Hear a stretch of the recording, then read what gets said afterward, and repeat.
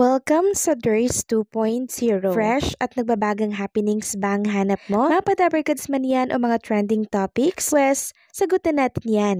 Kaya naman isubscribe nyo na ang ating channel para sa mga nagbabagang balita everyday.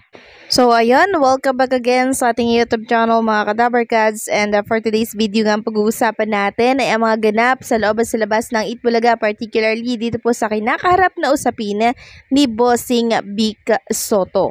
So meron na naman po tayong nakalap na pasabog ngayong araw, kaya sana naman po ay tapusin ninyong update natin hanggang sa dulo. Pero bago yan, narito muna ang ilang kaganapan sa Itbulaga. So kanina, nag-guest po si LMA Saison dito po sa Itbulaga. So nag-promote po siya doon ng kanyang upcoming project syempre. Samantalang inanunsyo naman po ng TBJ itong magaganap bukas, araw yan ng Sabado. Ito mga Dabarkads kasi natin ay parang magpo-front act ng The Clone sa The Clone. So sino kaya yung mga kaboses nila?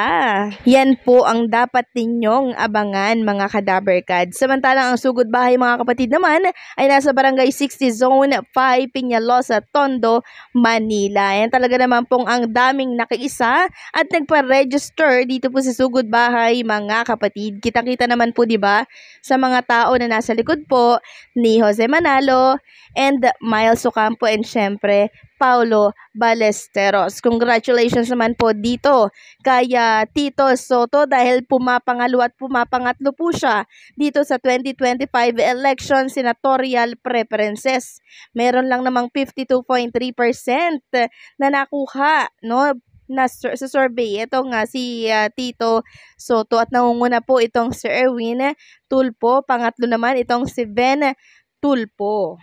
And syempre, pasok din si Mr. Willie Revillame na pang top 10 to 12. Pasok din po siya kung itong pagbabasehan na itong latest senatorial preference. Samantalang isa po sa soft drinks beauty, may pinarating dito kay Daryl Yap.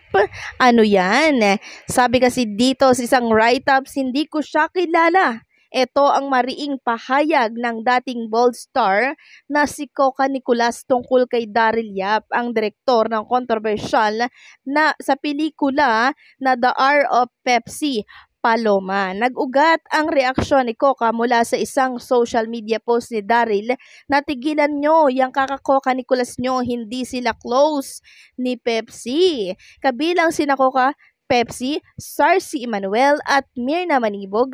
Merinda Manibog ang original na screen name sa soft drinks beauty talents ng pumanaw na talent manager na si Dre de la Cruz. Sa panayam sa kanila ni Julius Babaw para sa Unplug YouTube channel nito na in-upload kahapon, Enero 23, 2025, kinontra po ni Coca ang paniniwala ni Daryl na hindi sila malapit sa isa't isa ni Pepsi. Super close kami, sabi ni Coca. So ano ka ngayon, Direk Daryl Yap, napahiya ka dito. Mensahe pa niya sa kontrobersyal na direktor, sino ba yung Daryl? Hindi ko siya kilala. Pakisabi lang kay Daryl, hindi ko pa siya kilala. Hindi nga niya ako kilala, di ba? Sorry ka mo sa kanya talaga. Kahit ganito lang ang beauty ko, hindi ko siya kilala. Hindi nagbabago ang kwento ni Coca na magkaibigan sila ni Pepsi at magkasamang nanirahan noon sa iisang bahay. Pinatutuhanan din ni Coca na hindi magkasundo si Pepsi at ang ina nitong si Lydia Duenas. Si Lydia at ang kapatid ni Pepsi na si Saudi ang ilan sa mga resource person ni Daryl para sa kwento ng pelikula niyang The Hour of Pepsi, Paloma.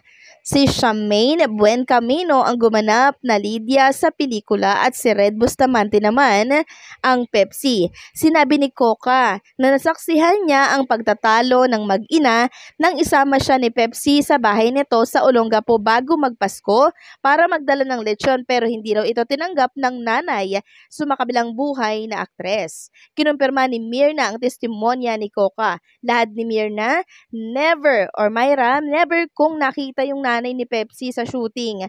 Kasi kami yung mga mama namin, visible pero yung nanay niya, hindi namin nakita sa shooting ever.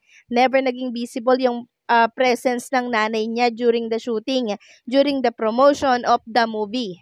Wala, hindi mo talaga mararamdaman. Pinabura ni Sarcy ang binitawang salita ni Myra. Ayon sa kanya, yung sabihin mo na alam ng ina, mas marami pa kaming alam. Magkakasama sina Coca, Sarcy at Myra sa eksklusibong panayam. Tila sagot ito para kontrahin ang mga pahayag ni Daryl tungkol sa isinalin sa pelikulang kwento ng buhay ni Pepsi na lumikha ng malaking issue at kontrobersya dahil sa mga kasong cyber libel na isinampa ni Vic Sotto laban sa direktor. Sa naturang interview, nagkaisa sina Sarcy, Myra at Coca sa kanilang deklarasyong walang katotohanan. Ang hindi mamamatay-matay na issue na di umano ay pinagsamantalahan ni Vic si Pepsi noong Hunyo 1982. So eto po ang pinaka matinding sinabi ng tatlo na hindi totoo talaga etong pinaparatang kay Bossing Vic Sotto and syempre kay Boss Joey De Leon. So ano kaya ang masasabi ni Direk Daryl Yap doon sa sinabi ni Coca Nicolas na salita? Diba? Ano kaya yung masasabi niya dito? At alam niyo po ba mga Kadaver Cards, after po na i-upload ni Mr. Julius Babaw itong kanyang video or itong kanyang vlog sa kanyang YouTube channel, grabe, talagang ang dami pong bumatikos dito sa direktor. Meron pa nga ako nababasa na ibo-boycott nila ang naturang pelikula. At eto pa mga Kadaver Cards, ayon dito sa Showbiz Now na kay Nanay Christopher Min, na ito palang si Direk Daryl Yap ay tinanggihan. Inayawan po ng maternik na lawyer. Naku, sino kayang lawyer yung kanyang unang nilapitan na hindi siya tinanggap? Bago daw kasi mapunta itong si Direk Daryl, ay meron siyang parang abogadong nilapitan, mabigat na abogado, matinik, mahusay, magaling, pero hindi siya tinanggap. Kaya napunta dito kay Attorney Raymond Fortun. Ayun pa nga po kay Nanay Christopher Min na itong si Pauline Luna Soto ay umiyak sa witness stand nang magharap po sila na Direk Daryl Yap sa korte nitong January 17, 2025. So humagulol daw po talaga itong si Pauline Luna Soto. So bakit nga kaya, no? Dahil siguro ito sa inaakusa po kay Bossing Vic Sotto na maging siya ay nadadamay din po at maging yung kanyang mga anak, tapos nagkakatanggap pa sila ng mga threat mula po sa mga hindi kilalang personalidad.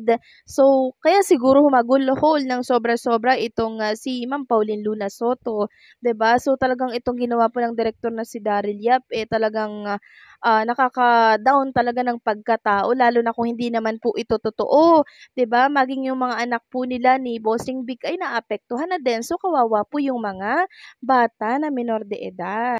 Samantalang kakapasok lamang po na balita, isang Dabber Cards po ang namaalam na higit 22 years po na nakasama ng TBJ at ng mga Dabber Cards. Ang head traffic daw po ng Itbulaga na si Lea Sampan. So kami po ay nakikiramay at maging ang Dabber Cards, kaya naman nag-alay po ang mga SQ ng favorite na song ni Lea Sampan. Condolence po sa mga naiwan at naulilang pamilya. So hanggang dito lamang pong update natin mga Kadaver Cards. Maraming salamat po sa patuloy na pagsuporta and don't forget to like, share, comment, and subscribe.